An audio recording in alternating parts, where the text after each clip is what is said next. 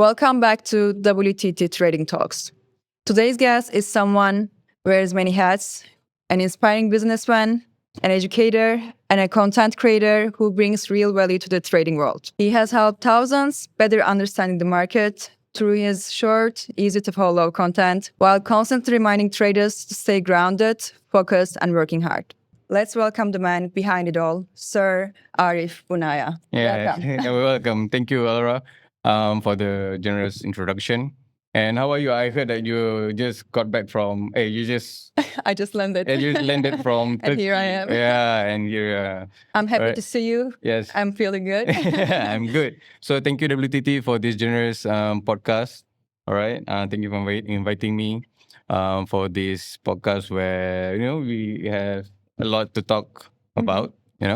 And so yeah. Let's start with the questions. Let's start with the question. Let's go. What first drew you into the trading world, and how these roles shape your approach to the trading? Okay, so it's a funny story how I started this trading journey, where first I thought this journey was a scam. When people ask me, Arif, you should do trading, many of my friends told me to. And then I told them, you know what, this is just, I think it's just a scam scheme and whatnot. And after a few years, I tried and it's not a scam. I've made a lot, okay, from trading. And I even bought my first supercar using money from the trading money and stuff. So yeah.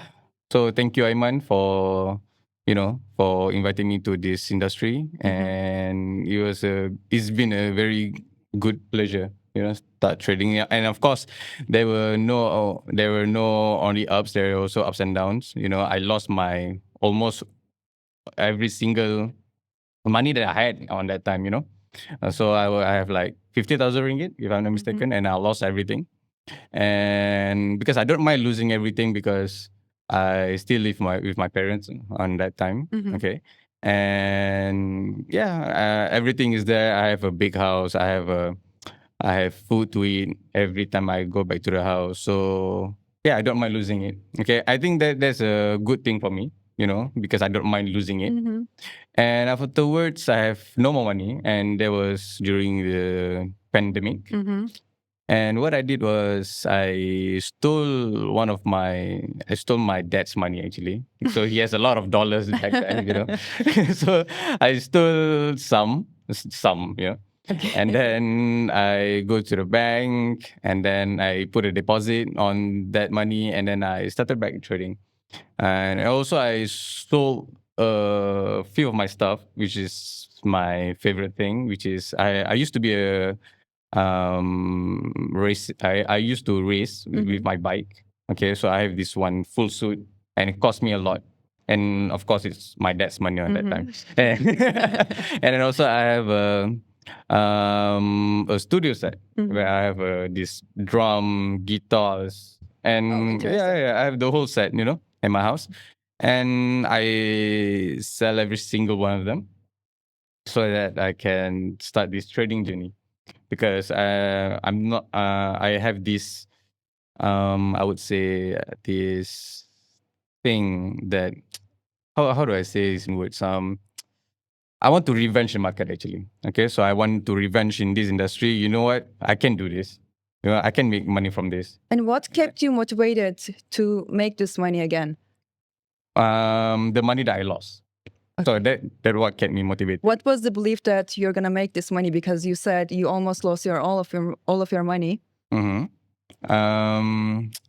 just trust in hard work. Okay. Yeah, I just trust in hard work. I know hard work will pay off, and I started grinding starting that day. And then I took many lessons, a lot, and I spent most of my money back then after I sell all those things.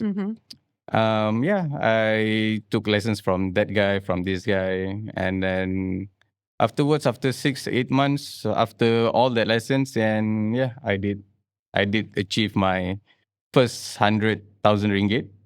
Yeah, within a month.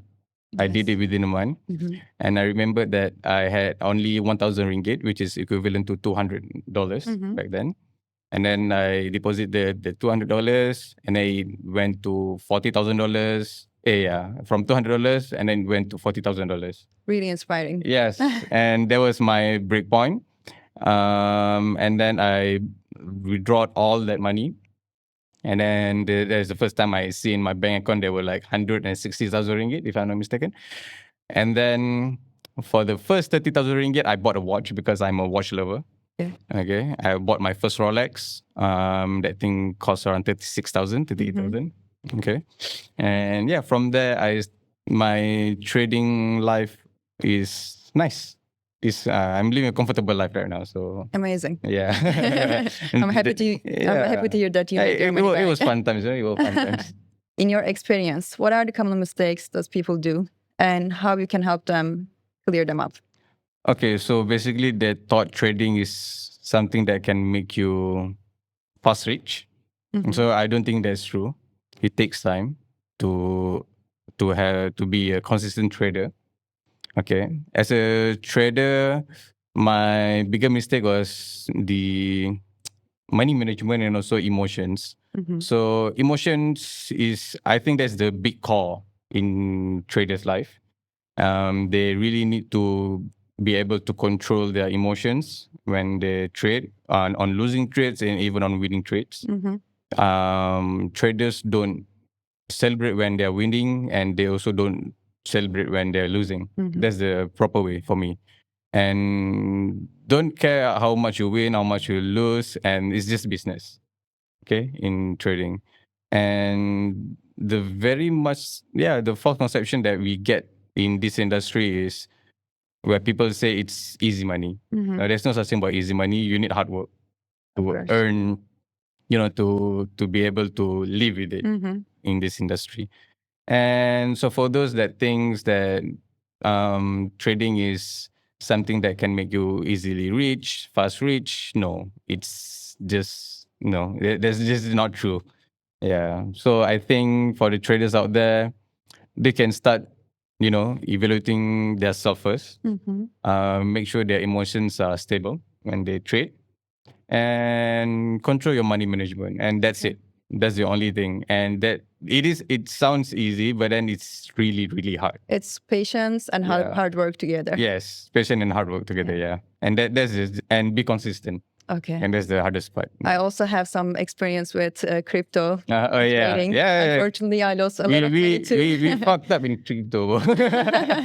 And I can say that it's 50% psychology. Yeah, true. That's true. Yes. Community is a big part of your trading world. How has building and engaging with the trading community impacted your trading journey? Okay, that's a good question. I think because I used to work with a lot of traders, because I'm coaching them and then helping them to be consistent in trading. And while I'm doing that, actually, sometimes it helped me to understand something better. When I teach someone what my strategies are, and how do I, how to solve their problems and stuff, and that includes like me teaching myself. And then my skills in teaching are also getting better, because I tried my best to understand how do they understand the market. So I help them to to make it easier for them to understand it, and then it helps me understand better on my strategies. What are the best strategies? Is it gonna be A? Is it gonna be B? Or sometimes C is the best. Is the best strategy. It's not A, and yeah, it helps me a lot on myself as a trader, and also on how I'm going to teach other people in the future, for my other students, how I can make things easier for them to understand. And we can say that the smartest people, I guess, who is someone learning from some other people's mistakes, right? Yeah. So I guess true. This also has helped you to see other people's mistakes, and you develop yourself maybe. Yeah. That's the exact words. Yeah, that's correct. Your content often emphasizes importance of mindset in trading. Can you share some strategies or practices that help maintain a disciplined and resilient trading mindset? Okay, so the strategies that I always told my students are, your risk and also your profits needs to be at least the same, which is 1 to 1. So if you focus on 20% risk, then your profit needs to be at least 20%. Okay. So on that day, if you lose, for example, if you lose that 20% risk, and then just start again tomorrow. You don't start again right away. Okay, because on by that time your mentality, your emotions are just not stable. Okay, so you need to have a stable mindset. Then only you go into trading. Like I said, past questions, and it's very important to have a very stable mindset when trading, so that your money management won't be, won't be a chaos. Yeah. So yeah. So for me, stick on that 1 to 1 ratio, 20% risk, 20% profits, and you do that consistently for the past for 2-3 months, and you're good to go. Okay. And are you recommending traders to trade every day? What is the Yes, concept of work yes, for of you? course. You can trade every day, or you can trade once a week. For me, I would, mm, I would say every day for first-time traders. Where they have small equities. Yeah, and then they should trade every day, because for them to get used to it, for them to get used to seeing the markets. Because how I started was, during the pandemic, I look at the charts for 12 hours straight. Yeah, I'll just look at the chart, like as in it's a movie marathon or whatnot, and then I'll just look at it, and yeah, and that's how I improve my trading skills. Okay. Yeah, they really need to get used to looking at the charts. And what percentage you recommend them to start with? Percentage as in the risk. Like, let's say they have $1,000. Oh, okay. Yeah, you should start with $1,000, because you can't be a good trader if you only have $100 or you $50. No, you can't do that. Unless if you're me, I can. Right. So for first time traders, yeah, I would recommend $1,000, because the bigger the equity, the lower the risk, and start with earning 5% or maybe 10% every month. Every month. So if they have $1,000, you recommend them to put them all. Yeah, just put them all. Risk Yeah, it all. yeah, Okay. risk it all. Because in trading, you need to have the money that you're willing to lose. Same goes to when you're doing business. Everything is uncertain. But if you lose all of your money, Mhm. then how to continue? Then you need to work, and then Make more money. Yeah, make more money, and then start trading. Again. Yeah, just start again. Just how I started. I lose everything, and then it's just that my leverage was my parents. Yeah, I have a comfortable family, and for others maybe they should, if they have $1,000. For me, if you have the right teacher, you have the right mentor, and almost impossible for that $1,000 to be, to be gone. Okay. Yeah, it's almost impossible for me. And yeah, if you follow my strategies, if you just follow the money management, and you be patient with your trading, and yeah, it should be good. That $1,000 should be good. As trading education continues to evolve, how do you see platforms like WTT supporting trader development, and what unique value do they bring? Okay, so what's the good thing about WTT now is, that it's something like this, like what we're doing right now, the podcast where I can share my own experience in trading, so that they have the bigger picture. They have a bigger picture, and then they know what to do next, and they know who to look to when they want to start trading. And WTT has this interesting activities for traders to learn more about trading. And also, it's not just making money, it's also like playing games, have an extra reward. And yeah, I think WTT is a good platform where traders can grow in the future. As trading education continues to evolve, How do you see platforms like WTT supporting trader development, and what unique value do they bring?